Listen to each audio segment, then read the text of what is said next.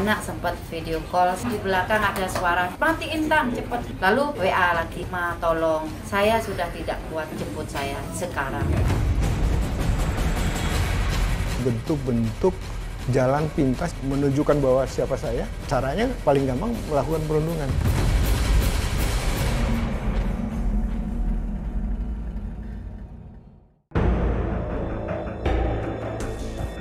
Sepekan ini, masyarakat dihebohkan dengan berita tewasnya seorang santri yang tengah mondok di pesantren Al-Hanifiyah, Kediri, Jawa Timur. Kasusnya terbongkar setelah video kemarahan keluarga korban kepada seorang pria yang mengantar jenazah viral di media sosial. Pulang mondok kayak gini, pulang mondok tahu-taunya kayak gini, Pak. Gimana, Pak? Gimana, Pak? Tangis keluarga pecah saat jasad bintang Balkis Maulana tiba di rumah. Kedua orang tuanya tak percaya. Bintang yang diketahui sedang menuntut ilmu tiba-tiba kembali ke rumah dalam keadaan tidak bernyawa. Gimana, Pak? Nggak bisa seperti ini. Ayo bangun. Kain kafan yang membungkus jasad bintang Balkis Maulana dipenuhi bercak darah. Wajahnya penuh luka lebam, mata sebelah kiri nampak membiru akibat pukulan dan hantaman. Hidungnya patah serta ada bekas jeratan di leher. Di dada korban juga terdapat luka seperti lubang. Pada bagian kaki bintang ditemukan sejumlah luka bakar bekas sundutan api rokok. Keluarga terus meratapi kematian bintang. Fatihun Nada atau Gus Fatih, pengurus pondok pesantren yang mengantar jenazah bintang, diam seribu bahasa dan hanya memohon maaf atas kematian bintang.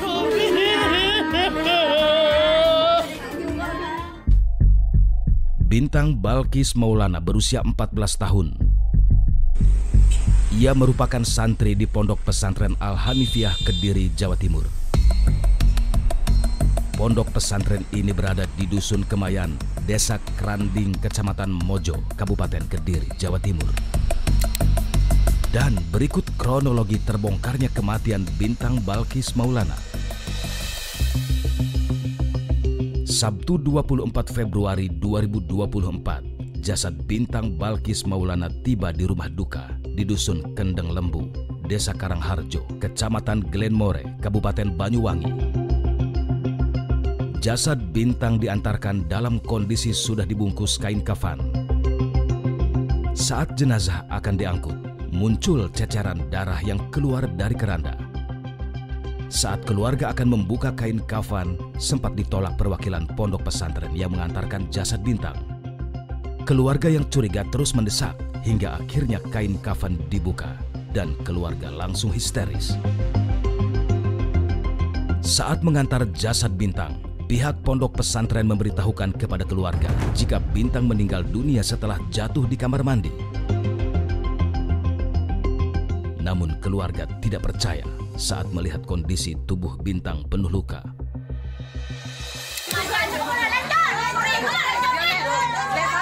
Kabar kematian bintang Balkis Maulana yang dipenuhi kejanggalan kemudian tersebar ke seantero desa.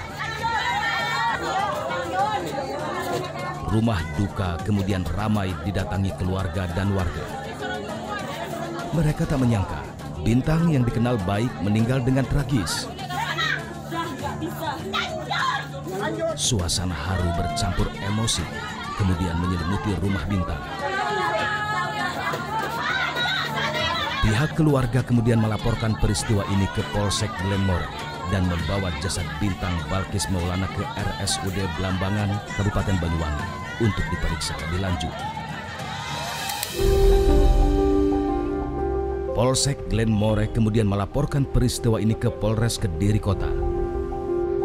Polres Kediri Kota kemudian melakukan penyelidikan, selanjutnya menetapkan 4 orang tersangka.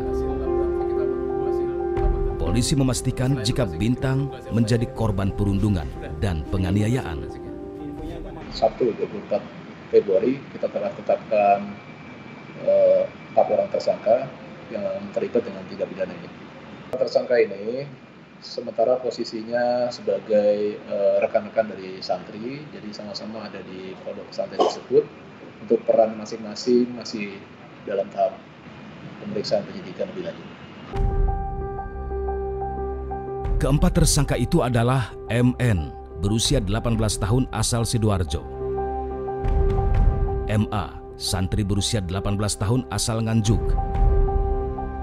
AK, santri berusia 17 tahun asal Surabaya. Serta AF, santri berumur 16 tahun asal Denpasar yang diketahui masih kerabat korban. Lantas, di mana lokasi penganiayaan Bintang? Untuk penganiayaan, kita sedang dalami berapa kali kejadiannya selama almarhum ada di pondok pesantren. Sedangkan untuk usia para pelaku dari 4 tersebut, yang satu 18 tahun berada di area pondok pesantren tersebut. Sesuai dengan pasal yang kita terapkan dari pasal 80 ayat 3 Undang-Undang RI Nomor 35 tentang perlindungan anak, kemudian pasal 170 juga KUHP dan pasal 351 KUHP. Jadi dari 4 orang ini ada 2 yang sudah 18 tahun, kemudian 2 anak umur 16 dan 17 tahun. Peristiwa perundungan yang berujung penganiayaan seperti yang menimpa Bintang Balkis Maulana justru menyimpan banyak tanda tanya. Mengapa anak-anak kerap memilih jalur kekerasan sebagai jalan keluar? Dirinya lebih hebat gitu ya, atau ada kelompok tertentu yang merasa punya hak untuk merundung atau misalnya mengintimidasi anak lain gitu ya yang dianggap lemah gitu ya. Jadi artinya bahwa ada faktor itu dan biasanya itu bentuk-bentuk jalan pintas yang diambil oleh anak-anak gitu. Menunjukkan bahwa siapa saya, caranya paling gampang melakukan perundungan gitu. Lalu kemudian ketika dia ingin menyelesaikan masalah gitu kan, kayaknya paling cepat dengan menggunakan itu, baik fisik maupun psikis. Dianggap dengan melakukan itu selesai gitu. Nah ini jadi indikasi ke arah situ muncul dengan tingkat usia mereka yang menyesuaikan dengan cara berpikir di usianya. Data Kementerian Pemberdayaan Perempuan dan Perlindungan Anak menyebutkan, selama tahun 2023 saja telah terjadi 8.921 kasus perundungan. Saya sendiri tidak tahu karena laporan yang saya terima dulu sakit, terpleset jatuh lah, terus dalam keadaan di luar rumah dan kemudian meninggal kan.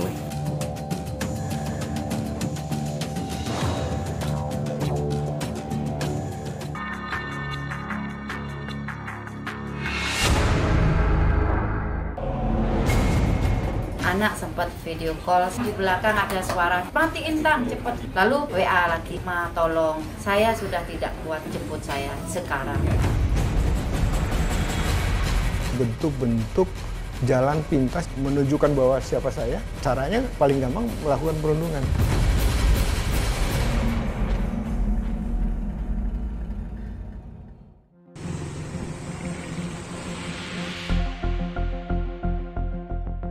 Suryanto, paman dari Bintang Balkis Maulana, tak kuat menahan kesedihan saat mendatangi pondok pesantren Al-Hanifiyah, tempat Bintang meregang nyawa.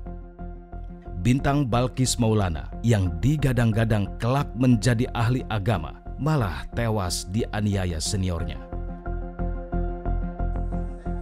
Kedatangan Suryanto ingin memastikan mengapa keponakan yang sangat ia banggakan sampai tewas di pondok pesantren yang seharusnya menjadi tempat aman dan nyaman untuk belajar. Juga sedih dan sangat terpukul sekali. Bapak saya itu dengan luar biasanya mengikhlaskan dan minta Bintang suruh dimakamkan. Ibunya pun juga ikhlas minta Bintang untuk dimakamkan. Lemahnya pengawasan pondok pesantren Al-Hanifiyah terhadap santrinya menyebabkan peristiwa ini terjadi. Saya sendiri tidak tahu karena laporan yang saya terima niku sakit, terpleset jatuh lah, terus dalam keadaan di bawah dan kemudian meninggal kan.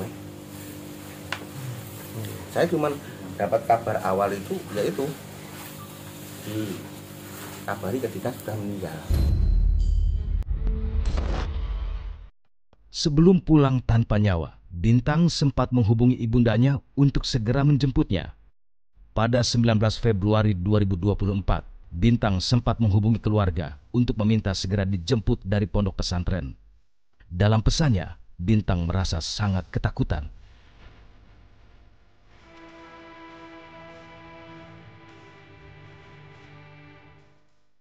Pada 21 Februari 2024, korban didatangi oleh dua orang pelaku yang merupakan rekan di pesantren. Kedua pelaku minta klarifikasi terkait keluhan Bintang tentang kondisi pesantren kepada orang tuanya. Karena kesal dengan jawaban korban, pelaku kemudian menganiaya korban. Kemudian kedua pelaku lain juga mendatangi korban dan ikut menganiaya korban. Aksi kekerasan baru berhenti setelah korban diselamatkan oleh santri lain. Korban kemudian mendapat perawatan di pondok pesantren. Pada 23 Februari 2024, korban dibawa ke Rumah Sakit Arga Husada di Ngandilui, namun nyawanya tidak tertolong. Kepada TV One, Suyanti, ibu dari Bintang, menceritakan komunikasi terakhirnya dengan sang anak. Ada dugaan Bintang dibuli lebih dulu sebelum dianiaya hingga tewas. Hari Selasa, anak sempat video call mengeluh sakit. Terus saya kondisi sakit tapi tetap disuruh kerja mama. Sedangkan waktu itu dia video call ke saya. Dan di belakang ada suara, "Matiin Tang, cepet matiin," seperti suara keras laki-laki. Nggak tahu siapa, "Cepet mati." Bintang dalam pengaduan sambil tidur, "Ma, saya sakit disuruh kerja." Nah setelah itu mati HP-nya. Lalu beberapa saat kemudian itu ada WA lagi ke saya, "Ma, tolong, saya sudah tidak kuat, Ma, tolong jemput saya sekarang." Di situ hilang. Sekarang nggak bisa, karena mama tidak berdaya, nak. Mama punya anak kecil dan tidak bisa sekarang untuk menjemput. Kalau dikirim uang gimana, Ma? Enggak, sekarang saja. Setelah itu udah hilang komunikasi. Besoknya baru telepon lagi. Hari Rebu, tepat hari Rebu, "Mama, sekarang jangan dijemput, udah tanggung, tanggal 17 sudah mau pulang, mau libur." Pemerintah melalui Kementerian Agama Kanwil Jawa Timur kemudian ikut melakukan investigasi terkait tewasnya Bintang. Kejadian tanggal 23 Februari 2024 jam 03.00. Kejadiannya itu diantar oleh pelaku, diduga pelaku, ke rumah sakit. Okay. Kemudian baru dilaporkan ke pengasuh itu sekitar jam 9.00. Diduga pelaku adalah masih kerabat korban FTH. Dan 3 lainnya yang berinisial MNI, kemudian AA dan AK. Saat ini yang diduga pelaku diamankan di Polres Kediri. Lantas, benarkah Ponpes Al-Hanifiyah belum memiliki izin dari Kemenag? Keberadaan Ponpes tersebut belum memiliki izin operasional pesantren. Santri sekitar 74 putri dan 19 putra, dan kegiatan Ponpes dimulai tahun 2014. Kasus perundungan oleh anak-anak terjadi secara masif dan merata, tidak hanya di kota, namun juga di daerah. Tak hanya di sekolah umum dan elit, namun juga di pondok pesantren. Mengapa kasus perundungan masih terjadi? Ini terjadi kasus-kasus perundungan, termasuk budaya-budaya misalnya bahwa ini pengelompokan, geng-gengan dan lain-lain di sekolah itu juga bisa terjadi. Faktor-faktor lain seperti yang tadi nggak nyaman ke sekolah, tapi kemudian dia jadi depresi gitu ya. Karena ada kan tingkat penerimanya, ada yang kuat, ada yang nggak kuat. Kalau yang nggak kuat bisa berbahaya gitu.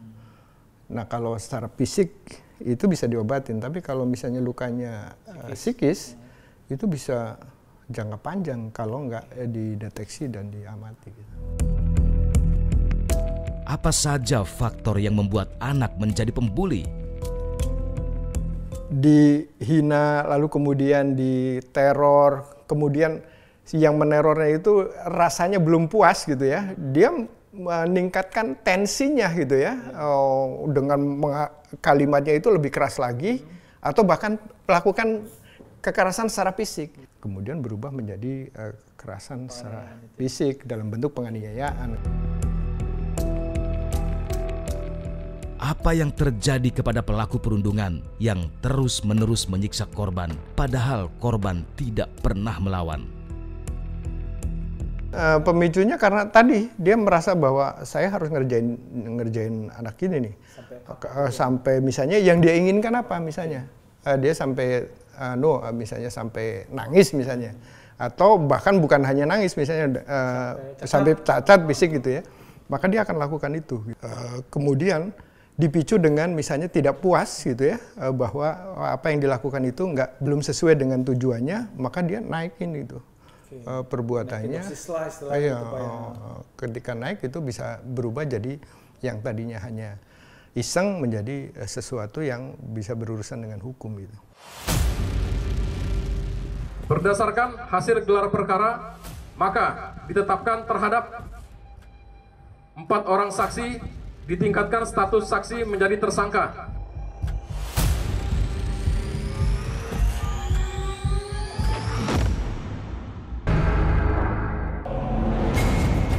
Anak sempat video call, di belakang ada suara, matiin Tang, cepet. Lalu WA lagi, Ma tolong, saya sudah tidak kuat, jemput saya sekarang. Bentuk-bentuk jalan pintas menunjukkan bahwa siapa saya, caranya paling gampang melakukan perundungan.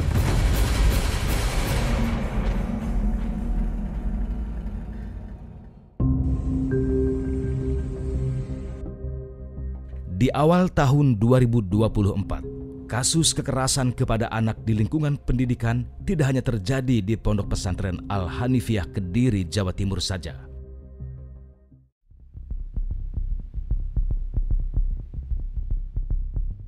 Kasus bullying atau perundungan juga terjadi di sekolah elit SMA Binus International School, Serpong, Tangerang Selatan, Banten. Dalam rekaman yang beredar luas, 1 orang siswa dibuli oleh sekelompok siswa lainnya. Viral, aksi perundungan itu akhirnya gaduh. Jagat maya ramai dengan munculnya postingan yang diduga diunggah orang tua korban perundungan. Dalam postingan itu, korban bullying mengungkapkan sekelompok siswa senior merundung adik kelasnya yang ingin masuk ke dalam sebuah geng dengan nama inisial geng GT. Yang menjadi lebih gaduh, dari unggahan di media sosial tersebut terlontar bahwa dalam geng GT terdapat anak-anak sejumlah orang berpengaruh, termasuk anak seorang artis. Geng tersebut biasa berkumpul di sebuah warung yang disebut Warung Ibu Gaul atau disingkat WIG. Di warung itulah diduga perundungan terjadi. Selain ramai di jagat maya, aksi bullying yang terlanjur viral itu rupanya telah dilaporkan ke polisi dan berujung ke ranah hukum.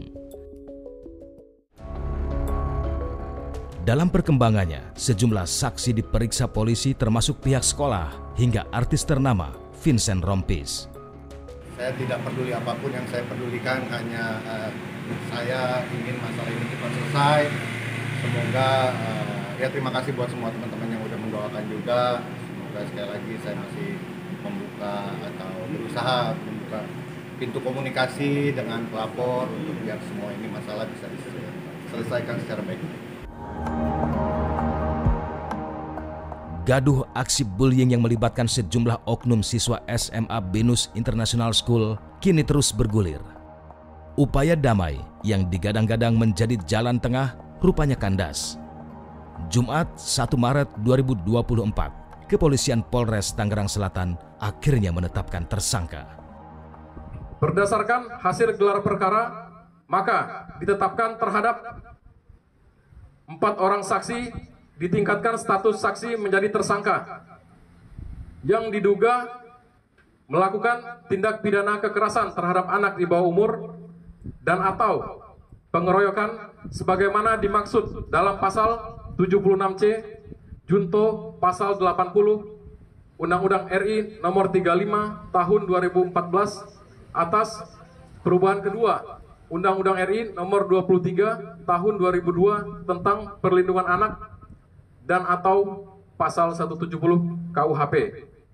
Jadi total yang ditetapkan sejumlah 12 orang dengan rincian 8 orang anak berkonflik dengan hukum dan 4 orang tersangka.